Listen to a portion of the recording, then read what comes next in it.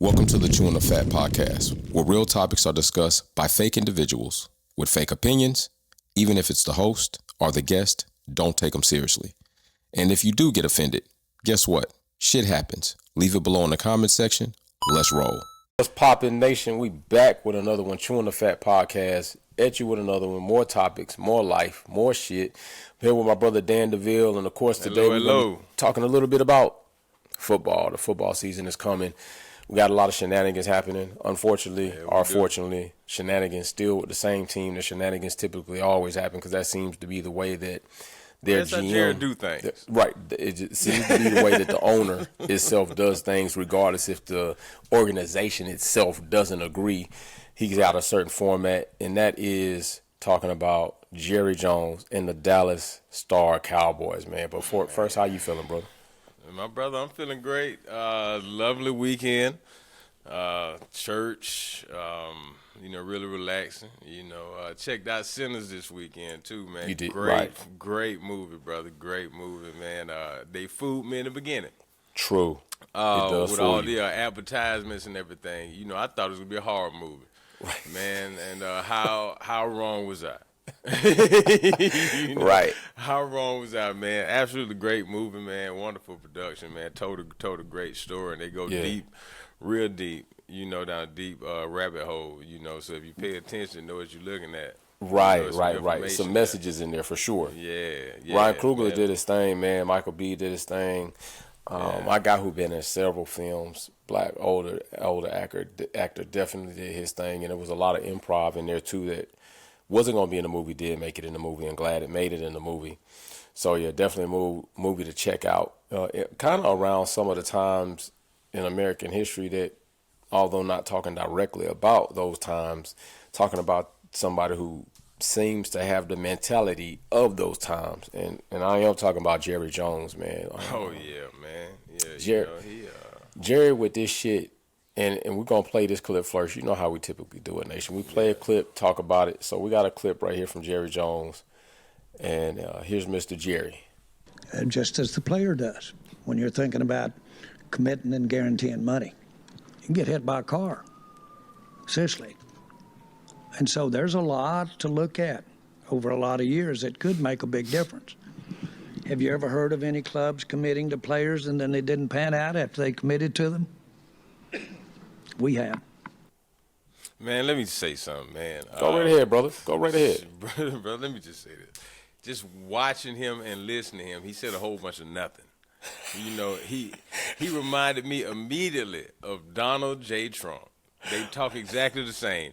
They said a whole bunch with enthusiasm, too. Right. Like he believed the nonsense that he was spewing. Right. And talking about, have you ever seen a team invest money on a player and he don't pan out?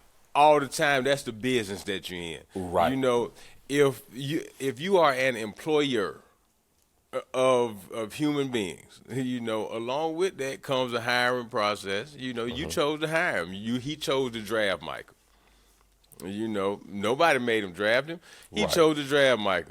You understand? He know the game that he's in. You understand? People get paid. Nobody works for free. This you walk outside and get hit by a bus. Man, stop making up shit, Jared. With your dementia-ish ass. Stop it. You stop it, Jared.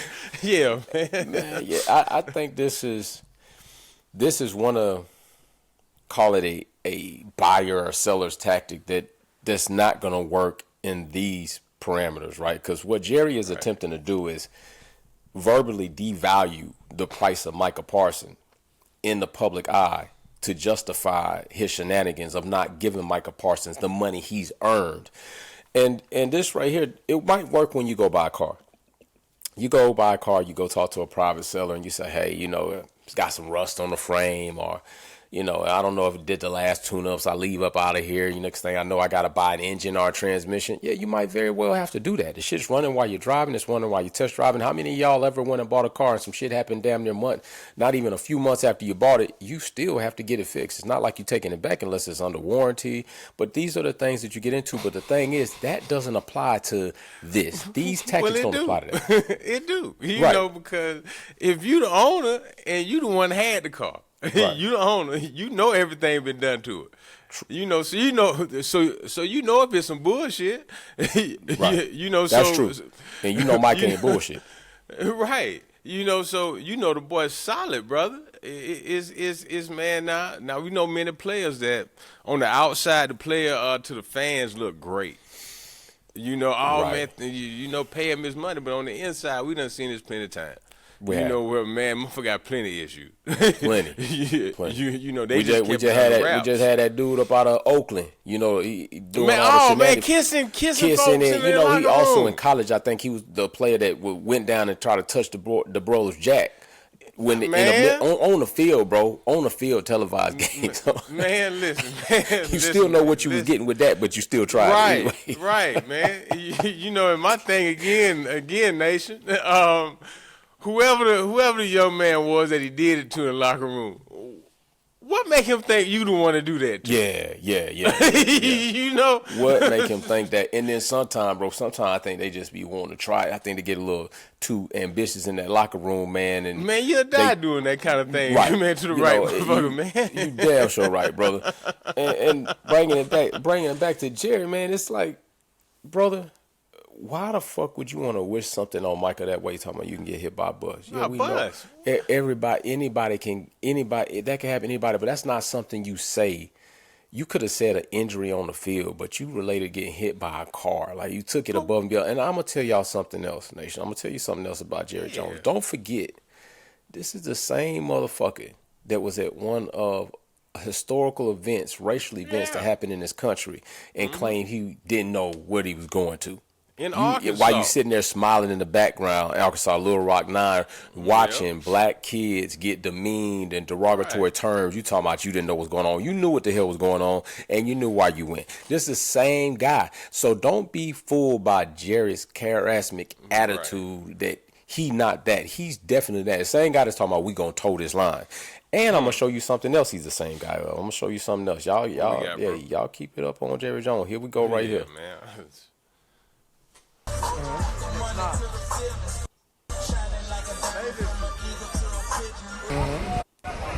3-inch head, 8.5-inch dick. What? Yeah, you heard right. You heard what Jerry was talking about, bro. You heard. What? Yeah, bro. That's Jerry Jones talking like that while Jamie Foxx ran. That's why he had to turn the camera off. Jerry Jones sitting up there talking about the measurements of black men like they slaves on a trading block. To that degree, brother. To that degree. This is Jerry Jones. So it's going to be a lot of people out talking about, oh, Jerry just being a businessman. Yeah, Jerry being a businessman, but Jerry also being something else. And Micah's not going for this shit right now. That's wild to hear him saying this shit around another black man like it's okay talking about another man's fucking private parts, bro. I'm glad I ain't never been no Cowboys fan, man. It was oddly funny, bro. I've never been either. Man, look, man, shit, man. If Prime and Playmaker didn't play for them, man, shit, I wouldn't give a damn about. Couldn't give two shits. But it made me wonder, man. Like Michael Irvin is an adamant supporter of Jerry Jones. Well, Jerry, but see, Jerry looked out for Mike. He did. Man, because Mike, what I'm saying, Mike had that, a little snorting problem. You know what I'm saying, for a time, and they had the thing out there called the White House where you say, Mike, just bring the white girls and the white girl. You know what I'm saying? Bring it to the White House. Triple whites. All night. You know what I'm saying? That's what Jerry told him. This is a real thing. It's documented. Yeah. Jerry had the White House out there for them, for them boys, man. And right. It's trying to compartmentalize the party, and so we keep you. Yeah, on the ranch. And think about it, shit. That's when he had just got the team. You know what I'm saying? When the Cowboys went on that run and they got Jimmy Johnson and all that when he had just got the team, man. So shit, he's trying to turn that investment turn it out. ROI, I need it back. Man, so you got playmaking and shit like that, man. You come on, man. You had Nate Newton down there, slinging bricks across the border. Remember that? You know what I'm saying? Hey, Dad, the field breaking those some fouls on him. Yeah, man. Jerry, if you his boy, he gonna take care of you. However, what we've seen is Micah is a man. He ain't nobody boy. And he ain't going to go hang out at Jerry barbecues and be up on the boss and all that. I come to work, you pay me my money. Pay me my money. You know what I'm saying? And I go hang with people that I like in real life. There you go. Much like Dak Prescott, pretty much. Dak Prescott operates the same way. Same thing, man. Same thing. And so Jerry, one of them old stomp down country club types that they want a good old boy. That they put up under their arm and you say, yeah, this is my boy here. Yep. Exactly right. That type. Exactly right. He that kind, man. He is that kind.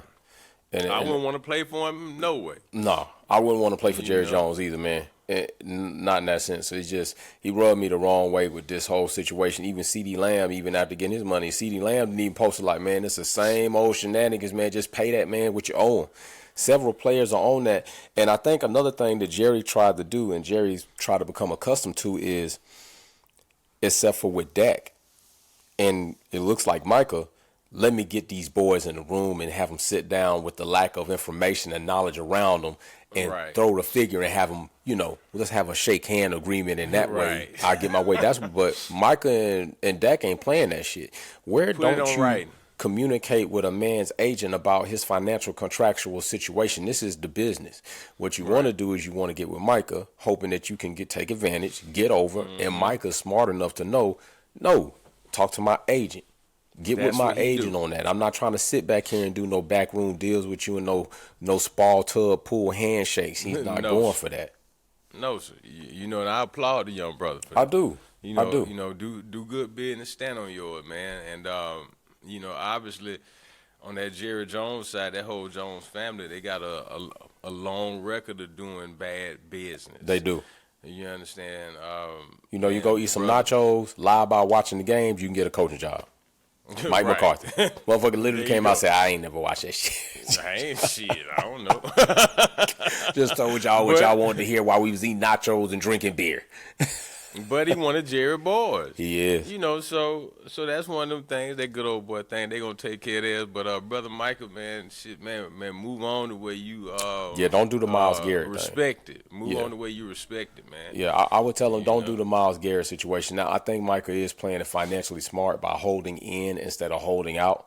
Because, in today's NFL, they can't forgive the fines and the penalties of $50,000 per day if you're walking out on camp. Like, that's unforgivable now. It used to be you had your contract, and once it got done, they could kind of just say, oh, that shit didn't even exist. It's good. He signed a contract. All is good. No, but not anymore. The league is demanding that somebody pay that tab. If the player didn't show up, either it's coming from the organization or it's coming from the player. And we know that these fines can rack up well into the millions, 20, 30, 15, 50, it can rack up, especially if you go to holding out for games. And inevitably, you can't get that money back. You're going to you might get your contract going forward, but you're not going to get the money back that you done lost to get that contract. So it's a very funny situation. So I think Micah's playing it right. I'm going to be here for camp. Yeah. And then when the games come, well, I got an injury. I can't play. I'm on the PUP list. You can't dock him for that. You can't fine him for that. You got to pay him regardless because he's there. So Micah's playing it smart, and he should play smart. And I do like Micah has a podcast, so Micah can talk. Right. I do like that he's a little bit more dialed back on talking specifically about this topic because I think he's smart enough to know, like, nah, I'm not going to step in no traps. Finna let this shit play out right back here in this office where it need to be with the agent, and we're going to keep it a buck moving. So that's it. You play it right for the new team that he's going to, so that they can see how he handled himself. Because he's been the adult in this situation. If you want to pick somebody who's been the adult and who been the kid, it been Jerry Jones and the Jones family that been the kid. Micah been played this, and I think Micah surprised people with that because he had faced so much criticism, having the podcast, coming out with hot takes, talking about game situations. And I don't think people expected him to handle this in the manner that he's handling it. They thought it was going to be a little different. Nobody ever expect the brother to have some sense. Nobody ever do. Good point. It's like, I think that's a good point. They don't ever think. They act like it's an anomaly. Ooh. Right. Man, and even talking about that, these owners got a certain mentality, bro, just like the one in Cleveland, right? What good was it for you to come out as the owner and say, had you all called me prior to the draft while I was on my way home in the car, and told me you was going to draft Shador, I would have told you that's not happening. That's not my choice. What in the fuck good does that do right now? First of all, I don't think you've had any player in your franchise history sell $250 million worth of jerseys, let alone in their rookie gear. There it go. And next of all, stop acting like we don't see the fucking camp numbers. Shador is getting the least amount of reps and having most touchdown to less interception ratio out of all your quarterbacks, including Flacco, small hand Kenny Pickett, and Gabriel. None of them are outperforming Shador while he has a smaller time to try to prove it. You got fucking Kenny Pickett over there with more interception than he got touchdown. No touchdowns, as a matter of fact. Flacco with the same shit. You know what? If it's going to be this type of party, hey, then trade me while the value's up then. Get what you can get for me and send me somewhere else. But honestly, and that's the thing that gets me. You want to try to play like he's somebody that you wouldn't have wanted, you wouldn't have paid for. Okay, well then trade him then. Trade him. Let me ask you this, bro. Go ahead, bro. When last time the Cleveland Browns had a quarterback worth a damn? Damn. Now, I know Baker playing for your Bucks, man. But that don't count because Baker wasn't But he doing was good. only there for a cup of coffee. Right. He was only there for a cup of coffee. Baker wasn't damn doing hot when he was with the Cleveland Browns, bro. That's just a fact. And he really wasn't even doing that hot when he was with Carolina. So, but Baker was probably the best that they done had. Baker was the best that they done had come out of there. So if I got, damn, man, I can't really think of one, bro. Well, we going back to what, Bernie Kosar? We got to go back. Yeah, we got to go back. Yeah, well, I mean, we got to hit like the 80s, late 70s if we talk. Yeah, bro, they ain't got shit. And you know what's even worse about that? I mean, hell, and don't even get me talking about Johnny Football here. He wasn't worth shit when he got in there either. Come on, you know what I'm saying? He was the highest sought after prospect that did the least amount of shit. Brother, so I'm glad you said that about Johnny, whatever. Right. Right. You know, I'm glad Big you said that because they thought highly enough of Johnny whatever to draft him, 27th? Bro. In the first round. In the first round, bro. In the first round. They thought high enough of him. They thought so much of Deshaun Watson. Give him 200 and some guaranteed. And you know, I ain't even mad that he got over on their ass for real. No. I'm appreciative of that part because I said, I said my nigga. You know what I'm saying? Way to go. Way to get the check. Way to get it. Way to get it. Way to get it. Yeah, I say, well, that boy finna be hitting 1,000 massage parlors a week. Yeah, he jugged the shit. Boy, he jugged that with finesse 3 times. Got it. Mr. Finesse 3 times on their ass, man. That boy massage parlor game went up 1,000. Stupid crazy, man. But yeah, man. Shador is brother. The level of hate and nonsense that is coming out of his owner's mouth. He should be glad that young man is there, and he should actually be standing up and pushing for him to get first team reps. Let me see all that he got right now because I see the way that he impacted the community. He doing it all. Doing it all. That's a fact. And he can actually play. This kid was a projected first round pick. Bro, they was projecting him to go in the first 5. Yeah. So not falling no lower than 10. Crazy. So if this owner, what's his name, Jimmy Haslam? Jimmy Haslam. If this Haslam cat was intelligent at all, my brother, at all, he would say, "Listen, I got a first round pick for pennies, man. I can." Bro. What I can get out of him for the next 3 years? let me get these Shit. pieces. Hey, My God. Hey, everything's for sale. Even you. David, Everything. You out of here. Kenny Pickett, you out of here. Flacco, you Man. stand as the elder statesman. Right. And we running man, it up. You got this man for cheap for the next 3 years. Yes. If he was a good owner, I'm talking about financially,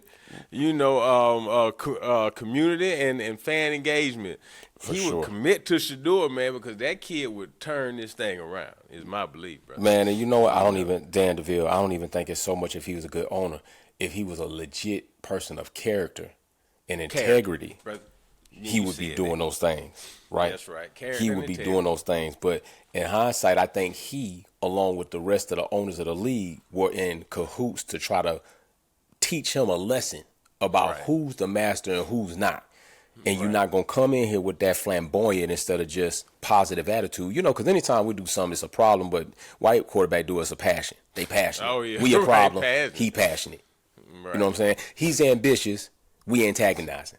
That's they find another word for it. But I did hear something that was interesting too, bro, in regards to Shador and his contract coming in, because he had developed himself as so much of a brand, like a real brand, like Shador. Right. He already got legend. He got himself a brand, and true, off the back of his dad. But Shador went and played college ball and played solid enough, had the mentors enough, learned enough, had displayed. I know they said he didn't interview well, and we had one anonymous GM come out and say it's the worst thing ever, which I don't believe. If you really feel that way, put your name on it. You should be able to put your name on some shit like that. And all this anonymous shit Show is for the nothing. tape. Show the tape. Show the tape. We seen the Jackson Dart tape. Show his tape. We seen the Jackson Dart tape. Right. Show the Shador tape. That's all you got to do.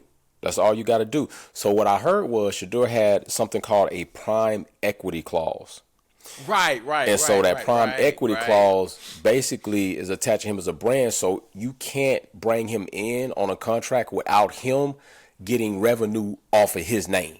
So got his name attached to a jersey, he getting that. Shador got $14 million off of commission on jersey sales. That's bigger than probably 2 other rookies' contracts just on commission, bro. Message. And so the game plan, I think, was to drop him as low as possible, because the lower you drop him, then hopefully we can impact his marketability and his value, and then we can get him that way. And it still really didn't even take place. And man, I can't even think of a Cleveland Browns jersey that was sold like that, except for you gonna think about Brown. That's the only one. That's the only one. Jim Brown. That's it. That's the only jersey. And honestly, shout out to Jim Brown and definitely respect. But hell, he quit early. He quit his career early. Decide he want to quit early because of the team he was playing for, or was it really just himself? But overall, the Browns have had a plethora of talent. They had a full, all-out offensive juggernaut cast before, and they still couldn't make this shit happen. They're just a poorly run organization at the front office side, just like the Bengals. For real. It's everything in Ohio. That's true too. Everything in Ohio, man. That's true. That's some real shit too, brother. That is some real shit. While you talking on it, that is some real shit. You ain't lying, bro. Brother, they don't even have a food that they known for. Right. I don't even know anything that I want to eat. Only thing I know out of Ohio that is known about is the black squirrels. That's it.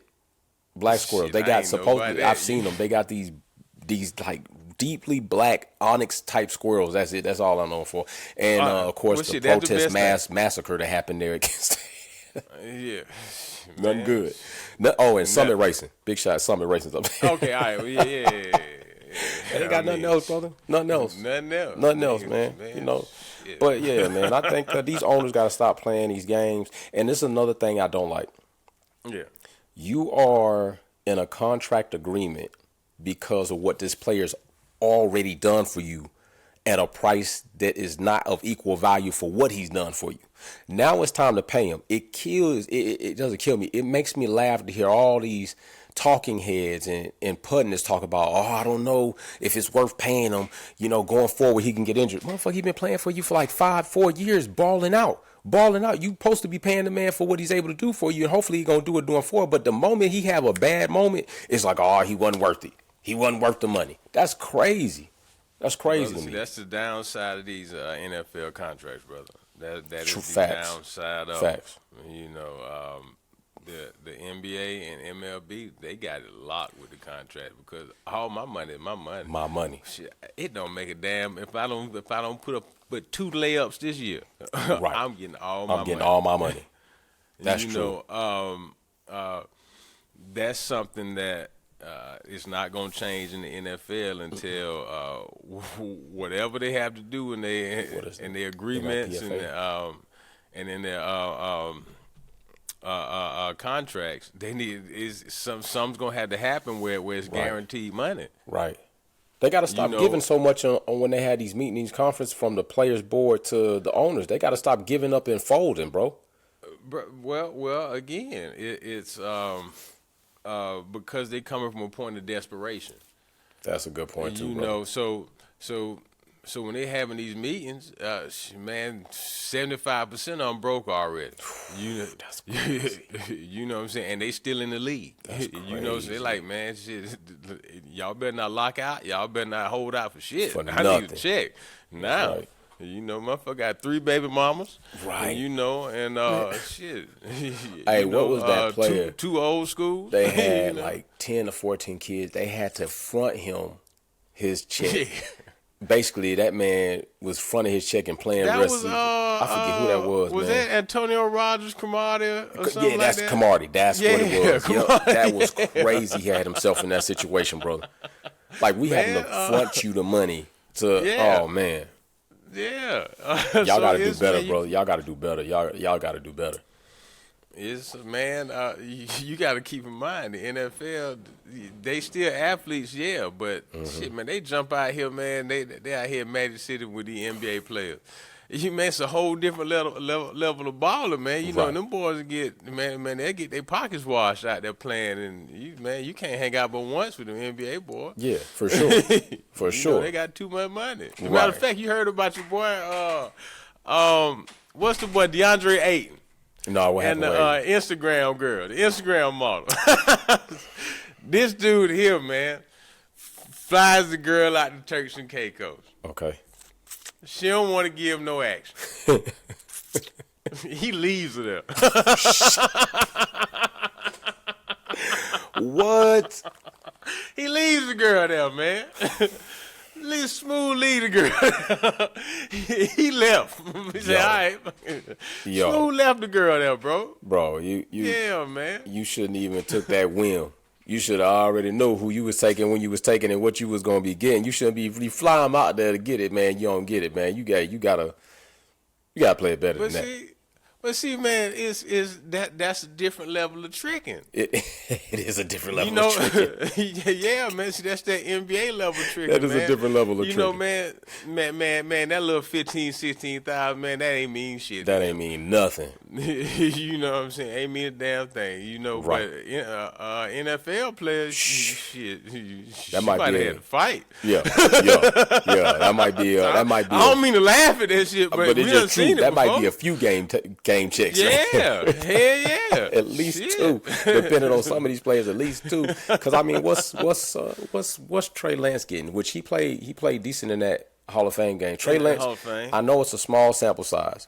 I know this, but just looking at his body language and his progressions and the way he seemed in the game has looked by far better than any other time he's been. Whether he was with San Francisco, he was with the Cowboys, he looked better with the Chargers in that game. And I think that does speak sometime to say that you got organizations who will see a talent and help you grow to be a better talent. Then you got other organizations. We just need you to come in here and be the best talent you can be so we can try to win. We don't know how to, bring you up. We don't do none of that shit.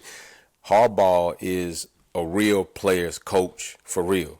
Like, let's find out what you do good. Let's find out what you do bad. Let's improve on the bad, and let's expound on the good, make you a better player. That's really what that is. He's in the right organization. You called it the right way, brother. Harbaugh, the quarterback whisperer. The new quarterback whisperer is what we'll call it. Because watch Justin Herbert's going to have a monumental season this year for himself, based on what we've seen. The boy Trey Lance is advanced. So we can look at him. You know, he may get an opportunity at some point this season, right? You know, via trade.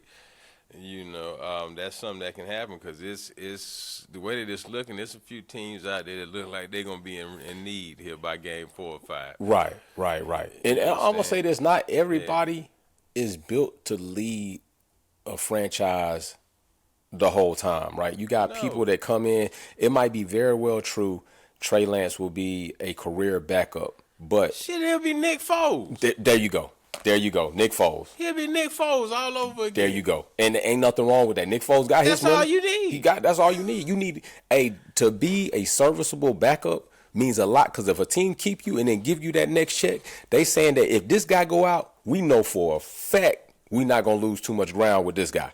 And that's valuable, not to have gaps in your depth chart, to have a robust depth chart. So if he can add to that, it's good, you know. And if that's where you're going to be, that's where you're going to be. You know, look at Geno Smith's ass, man. Like, shit, he spent damn near 10 years in the league not doing a damn thing. And he just went to the right situation where, hey, I'm tired of Russ and bringing you in. And he played his game. Now we're going to see how he do with the Raiders, though. He going to do all right. Going to see how he do with the Raiders. But it's funny you brought him up, man. When you brought him up, I thought about that shit because it was 2 years during the draft, through the Gridiron Fantasy Draft, and I looked, and I didn't even know he was still in the fucking league. Shit. Whole time Geno been on the waiver, bro, the whole time. Yeah. I'm sitting there looking. We got people that drafted motherfuckers that have retired and never draft Geno Smith. Right.